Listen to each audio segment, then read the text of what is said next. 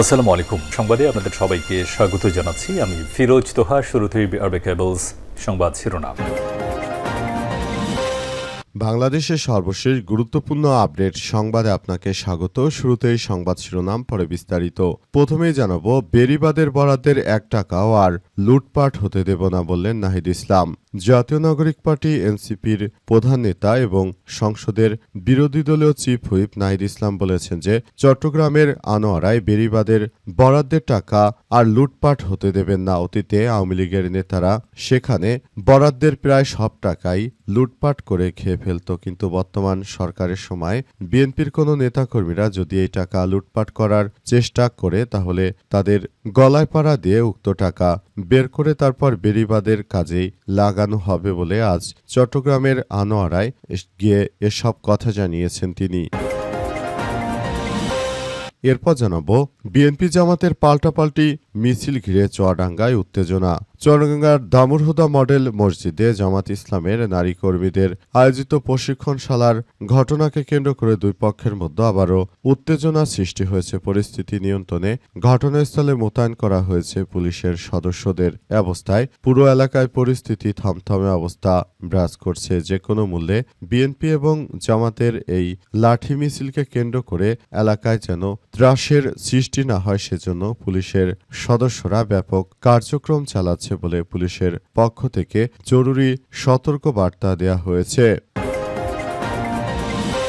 এদিকে সংসদ ভবন প্রাঙ্গণে কবরস্থানে চিরনিদ্রায় শায়িত হলেন সাবেক স্পিকার জমির উদ্দিন সরকার। সাবেক ভারপ্রাপ্ত রাষ্ট্রপতি ও জাতীয় সংসদের স্পিকার, বিএনপির স্থায়ী কমিটির জ্যেষ্ঠ সংসদ সদস্য ব্যারিস্টার জমির উদ্দিন সরকারের দাফন সম্পন্ন হয়েছে আজ জাতীয় সংসদ ভবনের জাতীয় কবরস্থানে রাষ্ট্র এবং দলীয় মর্যাদায় তাকে দাফন করা হয়েছে।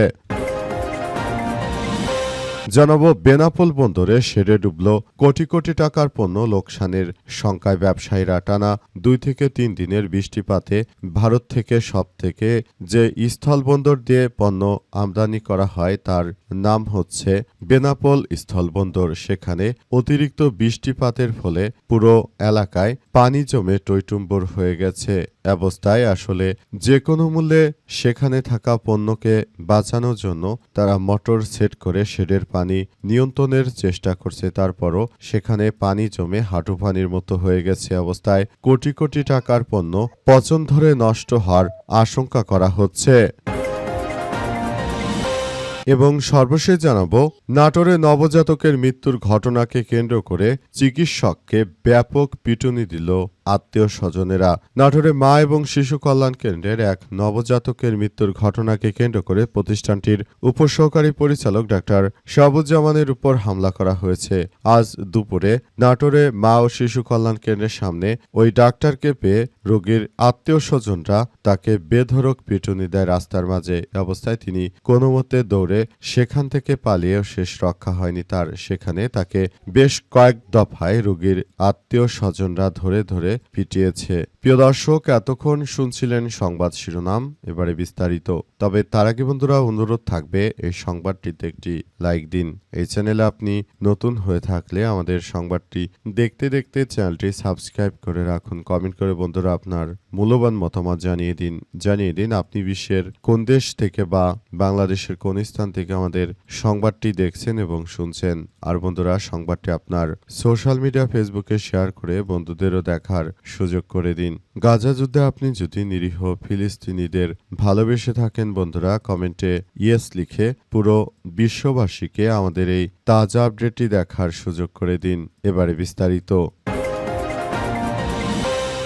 বেড়িবাঁধের বরাদ্দের ১ টাকাও আর লুটপাট হতে দেব না বললেন নাহিদ ইসলাম। চট্টগ্রামের আনোয়ারায় বেড়িবাঁধ বরাদ্দের ১ টাকাও লুটপাট হতে দেব না বলে মন্তব্য করেছেন জাতীয় নাগরিক পার্টি এনসিপির আহ্বায়ক ও বিরোধী দলীয় chief whip Nahid Islam MP. তিনি বলেছেন যে চট্টগ্রামের আনোয়ারায় সবচেয়ে বড় সমস্যা উপকূলীয় বেড়িবাঁধ। এই বেড়িবাঁধ নির্মাণের নামে অতীতে হাজার হাজার কোটি টাকা বরাদ্দ দেওয়া হলেও আওয়ামী লীগ সরকারের সময় তা লুটপাট করে খেয়ে ফেলেছে। চলতি অর্থবছরেও বেড়িবাঁধ নির্মাণে বরাদ্দ রাখা হয়েছে। আমরা আপনাদের কথা দিচ্ছি, এবারের বাজেটে যত টাকা বরাদ্দ করা হয়েছে তার ১টি টাকাও কাউকে খেতে দেয়া হবে না। যারাই সরকারের বরাদ্দ করা টাকা খেতে চাইবে তাদের পেট চিরে তারপর সেই টাকা বের করে জনগণকে বেড়িবাদ উপহার দেয়া হবে। বিএনপির যারা চাঁদাবাজ, সন্ত্রাসী, রাহাজানিকারক যারা রয়েছে তাদেরকে বলবো যে দরকার হলে মাটি খেয়ে বেঁচে থাকো, তারপরও তোমরা এই ধরনের সন্ত্রাসী কার্যক্রম চালাতে পারবে না। তোমরা যদি এটা এভাবে করতে থাকো তাহলে ভবিষ্যতে আমাদের জন্য আরো ভয়াবহ এক বিপর্যয়কর পরিস্থিতি অপেক্ষা করছে।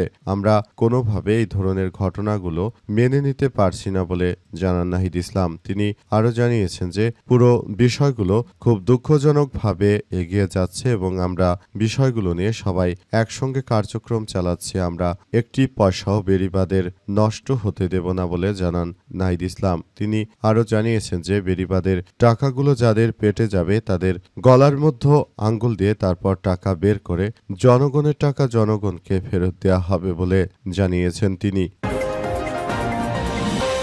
বিএনপি জামাতের পাল্টাপাল্টি মিছিল ঘিরে চুয়াডাঙ্গায় উত্তেজনা। চুয়াডাঙ্গার দামুরহুদা মডেল মসজিদ জামাত ইসলামের নারী কর্মীদের আয়োজিত প্রশিক্ষণশালা ঘটনাকে কেন্দ্র করে দুই পক্ষের মধ্যে আবারও উত্তেজনা সৃষ্টি হয়েছে। পরিস্থিতি নিয়ন্ত্রণে ঘটনাস্থলে মোতায়েন করা হয়েছে পুলিশ। আজ সন্ধ্যায় বিএনপি ও জামাতের নেতাকর্মীরা পাল্টাপাল্টি মিছিল বের করে। এ সময় জামাতের স্থানীয় নেতাকর্মীরা লাঠি মিছিল করেন। এক পর্যায়ে প্রশাসনের হস্তক্ষেপে পরিস্থিতি নিয়ন্ত্রণে আসে। দলীয় এবং স্থানীয় সূত্র ও পুলিশ সূত্র থেকে জানা গেছে যে শনিবার দামুরহুদা মডেল মসজিদের ভাড়া নিয়ে প্রশিক্ষণশালার আয়োজন করে জামাত ইসলামের নারী কর্মীরা। এই ঘটনা জানাজানি হলে সেদিন দুপুরের দিকে দুই পক্ষের উত্তেজনা সৃষ্টি হয়। এক পর্যায়ে প্রশাসনের হস্তক্ষেপে নারী কর্মীদের মসজিদ থেকে বের করে আনে প্রশাসন। এই ঘটনার জেরে দামুরহুদা ছাত্র শিবিরের সাবেক সভাপতি মোহাম্মদ সুমন মিয়ার বিরুদ্ধে উপজেলা বিএনপির যুগ্ম সম্পাদক মোহাম্মদ মন্টু মিয়াকে নিয়ে ফেসবুকে আপত্তিকর পোস্ট দেওয়ার অভিযোগ উঠে পড়ে। রোববার সকালে সুমন মিয়াকে মারধর করে পুলিশে সুপারদের ঘটনা ঘটে। শিবিরের সাবেক নেতাকে মারধরের ঘটনা জানাজানি পর সন্ধ্যার দিকে দামুরহুদা শহরে লাঠি মিছিল বের করে জামাত ইসলামের নেতাকর্মীরা। এই ঘটনায় উপজেলা বিএনপি যুবদল ছাত্রদল শহরে পাল্টা মিছিল বের করলে পরিস্থিতি উত্তপ্ত হয়ে ওঠে। এ সময় জামাতের নেতাকর্মীরা তারা লাঠি হাতে রাস্তায় নেমে আসে। তবে বিএনপির নেতাকর্মীরাও রাস্তায় নেমে আসে।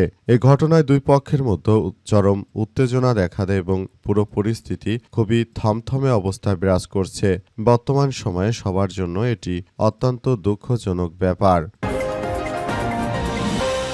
সংসদ ভবন প্রাঙ্গণে কবরস্থানে চিরনিদ্রায় শায়িত হলেন জমির উদ্দিন সরকার। সাবেক ভারপ্রাপ্ত রাষ্ট্রপতি, জাতীয় সংসদের স্পিকার, বিএনপির স্থায়ী কমিটির জ্যেষ্ঠ সদস্য ব্যারিস্টার জমির উদ্দিন সরকারের দাফন সম্পন্ন হয়েছে। আজ জাতীয় সংসদ ভবন প্রাঙ্গণে জাতীয় কবরস্থানের রাষ্ট্রীয় ও দলীয় মর্যাদায় তাকে সমাহিত করা হয়। এ অবস্থায় আসলে দেখা গেল যে তাকে সসম্মানে রাষ্ট্রীয়ভাবে মর্যাদা দিয়ে তারপর মূলত তাকে সেখানে রাখা হলো। চিরশায়িত হলেন জমির উদ্দিন সরকার। তিনি এর আগে বিএনপির স্পিকার হিসেবে দায়িত্ব পালন করেছেন দীর্ঘদিন। তার নেতৃত্বে বিএনপি অনেক বেশি এগিয়েছে এবং বিএনপি দেশে একটি ভালো রাজনৈতিক পরিস্থিতির সৃষ্টি করেছিল।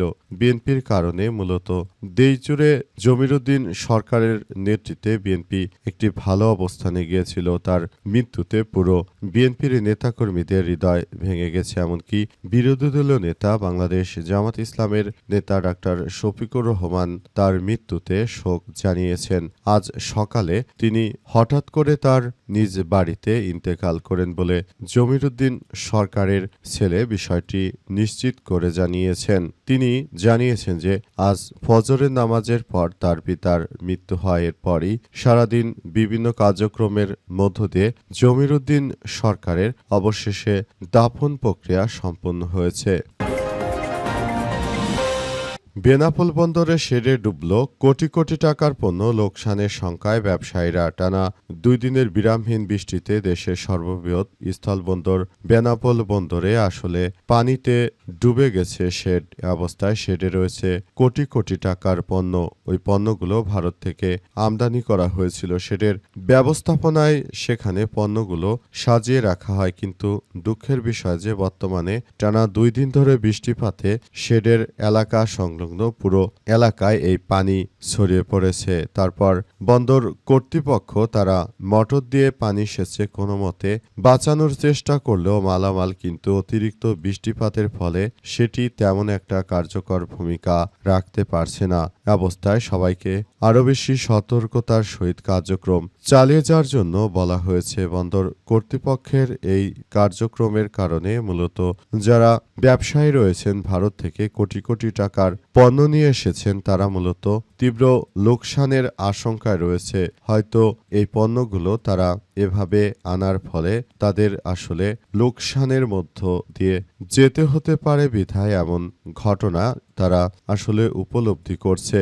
অবস্থায় সবাইকে আরও বেশি সতর্কতার সহিত কার্যক্রম চালিয়ে যাওয়ার জন্য বলা হচ্ছে, যাতে করে ঘটনাগুলো যাতে আর বেশি বেশি না ঘটে সেটি সবাইকে এখনই খুব গুরুত্ব সহকারে দেখভাল করার জন্য বলা হয়েছে।